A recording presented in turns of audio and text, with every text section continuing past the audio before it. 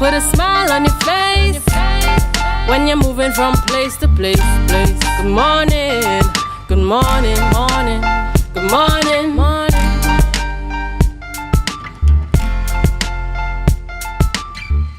Good morning, viewers, and it's just about 7:10 a.m. and welcome back to the Tobago Updates morning show, coming to you here live from the Fort Mall in Scarborough, Tobago. I'm Julien Skeete, and just before we head on into this interview, couldn't help but going on and as we monitor and track on the live. Also joining us, most definitely, I like to see one of our day ones, that level of support, definitely a friend of Tobago Updates, even as he's all the way out there now in Antigua and Barbuda, if I recall correctly, Reverend Nevin T. Lewis. Good morning to you, Rev. Good morning indeed, and we want to thank you so much, even being out there in the region and carrying out your duties and responsibilities. You continue to stay very closely connected here with Tobago Updates, and we want to say thank you very much indeed. Good morning and all the best to you and the family out there.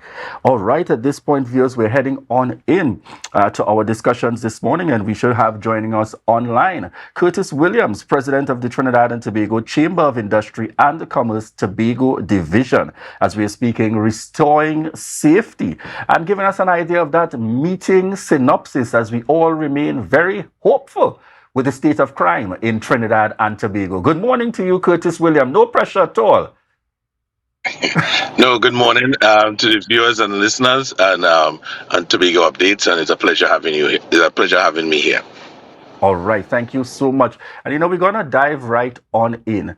For the purpose of the Tobago Division, clearly you would have seen the need, like many citizens in Trinidad and Tobago, given the concerns and the state of crime, of course, particularly in our island here in Tobago as well. For you, I want you to start off by indicating your immediate response, having gained the opportunity to be able to have the kind of sit down that took place with the Commissioner of Police. What was your your initial thoughts on that before we delve into the details of the meeting? Well, I just want to say thanks to the Trinidad and Tobago Police Service, the Commissioner and her executive, for taking the invitation from the Trinidad and Tobago Chamber of Industry and Commerce Tobago Division. This meeting has been long in coming, and we really appreciate her coming across to Tobago and meeting with us. All right, thank you indeed. All right. And so, of course, we're talking about crime. We're talking about how we're going to mitigate crime, how we're going to reduce the level of crime that we're seeing occurring in Trinidad and Tobago. So many of us have so many concerns. And of course, the crime hits home. We might think it hasn't happened to me or it hasn't happened to somebody I know, but it happens in our communities. And the fact is that it can come home. So what are some of the discussions you had? What is some of the key points you spoke about in that meeting? What are some of the main things that you wanted to address and to see resolve come from? Well, coming out of that meeting, we invited a couple of folks that we think was interested to be there with us. We invited the National Parent Teachers Association because we had some challenges with bullying schools, and we wanted them to be part of the talks.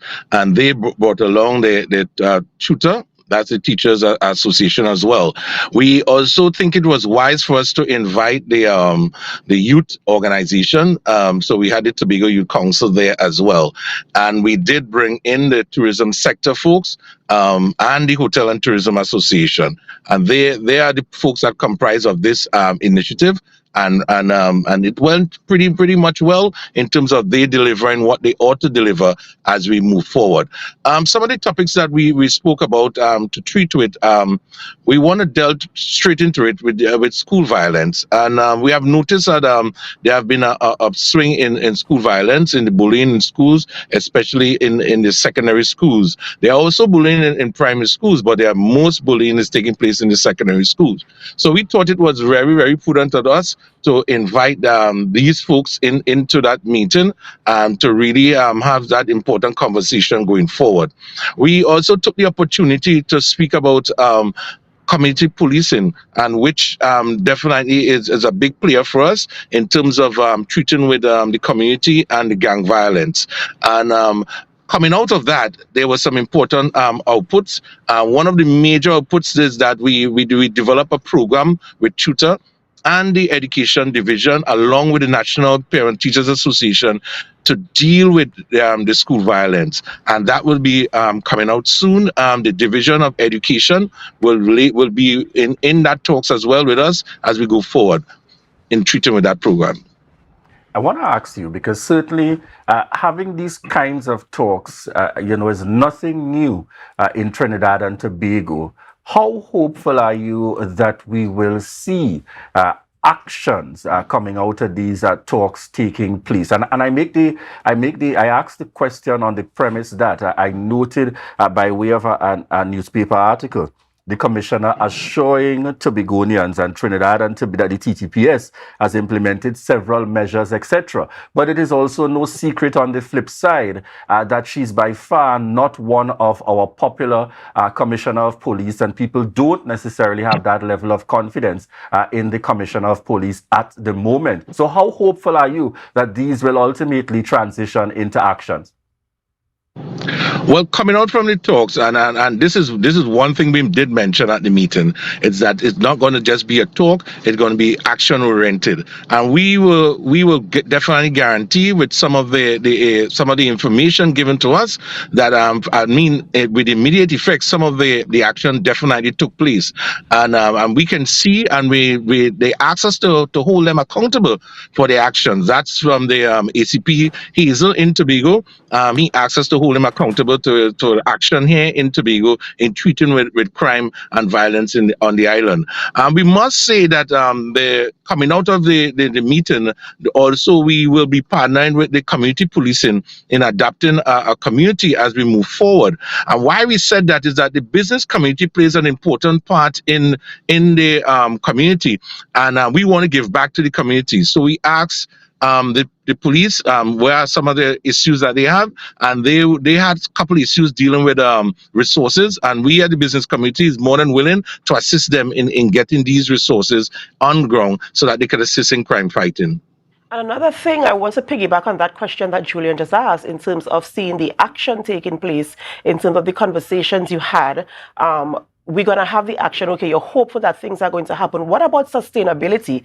Because sometimes we start these projects, we start these initiatives, and we might start seeing some results, and then we just plateau. What is going to sustain these initiatives, and what is going to sustain these projects? You mentioned the ACP asking you to hold him accountable, but what other strategies are you putting in place to ensure that these things are sustained and that is a long-term thing, and it's not just like, just a short-term resolve for the situation that we are currently faced with? Because we want sustainability. We want crime to disappear if possible at all. We don't just want to deal with something on the short-term basis and then in the next couple of months or by next year this time we're doing this again. What do we put in place to ensure the sustainability and the longevity of the projects and initiatives that are going to be implemented to put this curb in crime in Trinidad and Tobago, specifically in Tobago?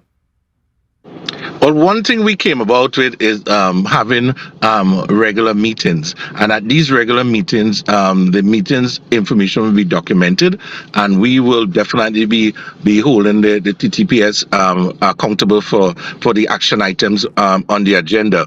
The commissioner also pledged that she will be back in Tobago to meet with us on a continuous basis, so maybe once or twice in every quarter. She might be back here and meet with us as a means of following up, because we asked about that said issue in terms of following up, in terms of things getting completed and at the acquired time, and we were assured that this definitely will not be as in the past. It will be something that going forward that will be definitely positive going forward. I want to say definitely one of the statements you made is as it relates to ACP Collis Hazel. Again, a man who has a proven track record in terms of his service and his approach to service in terms of engaging the community, engaging young people, and so on. I note that you mentioned specifically the business side, as in your members getting involved from the perspective of doing your part. I want to get from you, is that a commitment on the part of business business entities throughout communities in Tobago, or, that notwithstanding the challenges, because we know that we still hear some level of complaints in terms of, the rebounding and money operating within the economy and how things are happening, particularly in the Tobago space, that the relevant business entities are still prepared to take on that kind of responsibility and provide that community support, understanding that crime impacts us all? Well, Julian, you're correct. Crime really impacts us all. Crime is not just for the law enforcement. Crime, we need to have all folks or all hands on deck. We're talking about the churches. We're talking about the sporting organizations. We're talking about the community organizations, and the business community plays a very integrated part in the community. And we thinking that it's important that we put back into the community. For example, if Mount St. George Village want to host a football match, and we think it is wise that the business community can be there to at least support them in whatever ways they so desire. So we are asking our members, we did ask our members within the various districts of the island that we meet out to each of the community and we adopt one of the community, and going forward we want to support them in their efforts to reduce crime levels throughout. And again, as I draw the example, there may be Stokely Vale in Plymouth who doing practice, and we as the business community, we could afford to give the guys 2 cases of water and a cooler every practice session, or even go out there and get some footballs for them, etc. And these are the things that we want to give back to the community as a responsible organization. That's the Trinidad and Tobago Chamber of Industry and Commerce Tobago Division. We are more than willing to put back resources back into the community that we take, because the community is what supports us, and we want to give back to the community, and that's a small way of us giving back to the community to ask and reduce in the level of criminal activities within. Curtis Williams, I want to say commendations to you. I know you before this position, and I know you're a man in the community and doing your NGO work, and I'm happy to see that you have taken that spirit directly into your presidency in the chamber to really seek to make that kind of difference. As we look to wrap this morning's interview, I want to ask you very quickly, we want to move off topic a little bit, because, we've had the issues in relation to contractors within your organization, and so any updates or progress as it relates to the THA and payments and so on? Well, today we're definitely going to get that update. I called a couple of members. They tell me they will give me some feedback today in terms of the payments that some of them received throughout the week gone. And I'm happy to know that the THA did live up to their expectation and did give the contractors something that they can at least go back to the respective companies and pay the respective bills, etc., that they have been incurring for the last couple of years. It's important that these bills be serviced, and it's important that the THA understand what's happening when they don't pay these contractors and the ripple effects we do have. All right. We want to say thank you very much again there, Curtis Williams, President of the Tobago Division of the Trinidad and Tobago Chamber of Commerce, certainly speaking today and giving us a synopsis in relation to the recent meeting held with the Commissioner of Police and also members of the Tobago team here, along with other stakeholders right here in Tobago. Very interesting in terms of the talks, and as usual, we continue to look forward to the actions. Ultimately, for us all in Trinidad and Tobago and beyond, we just want to see a reduction in crime. We will all play our part, and I think it was clearly said by President Curtis Williams that we definitely all have to play our part, and we ought to understand that's part of the solution that we're looking for in this overall issue of crime. We want to say thank you very much again for joining us on the Tobago Updates morning show. All right, thank you. Viewers. At this point, we're preparing to head on into our next interview, where the conversation continues with the TTPS. We'll be chatting with Sheila Prince this morning, Acting Inspector, and Melinda Daniel Kirk, Sergeant. So we look forward to those upcoming discussions with the TTPS. Yeah. Adanna, how are you doing this morning? Adanna is doing quite well. But I just want to talk a little bit about what Curtis said before he left. He's talking about these businesses adopting a community. I really want to see that happen. I really want to see them embrace these communities, because this is where the crime lives. And if we could really adopt communities, whether it's in sport or whatever activities that we can provide support and help with, then it eliminates that space for that level of crime, and it helps our young people. It shows them that we support them and we love them. And so I'm calling out to corporate Tobago, I'm calling out to the businesses in Tobago communities to adopt a community. And it doesn't mean if one person adopts the community, you can't jump onto it. More than one business can slide into our community and say, hey, we adopt you, we support you, and we're gonna, help you to get to where you want to go, and to turn your mind away from crime. So we're looking forward to that, and we're holding you what? Accountable. We're gonna hold you accountable. And I always like to use the example when we speak of that, and just as you indicated, it's so good to know that the Tobago Division is looking in this direction in a more meaningful way, because I know that there are members of the Tobago Division that have lent that support no matter what over time, but it's good to know that they're looking at it as a collective effort. So calling on a number of their members, as much as we it's not the best time or may not be booming times in business,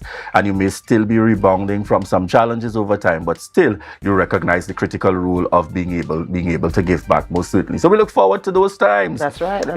Especially, I couldn't help, we didn't chat about it a little earlier on, especially with the fact that I see the campaign has begun before the election bell rings. Naturally, man. Yesterday, we saw public meetings taking place. We are seeing walkabouts happening by the PNM. We're seeing public meetings by the TPP, the Tobago People's Party. And we saw the Chief Secretary outlining the achievements to date and making that comparison as to what has been achieved within 2 years versus 21. I suspect we will see 21 coming out now to defend, to say what they did in 21. We'll see. So indeed, the campaign has started before the election bell has rung, and that's natural in any circumstance. As I like to say during this period, may the citizens of the country, and in this case, the island of Tobago, benefit as much as possible, because it tends to be that at an election time, we benefit more than the norm. That's right. But may the citizens of this island, and Tobagonians in particular, benefit as much as possible between this entire campaign, before the campaign, and heading straight in to what is certainly going to be a very interesting 2025 with both general and Tobago House of Assembly elections due. All right, viewers, at this point we prepare to head on out to a break, and so we want to remind you that this is your opportunity to share the live, share the live, share the live.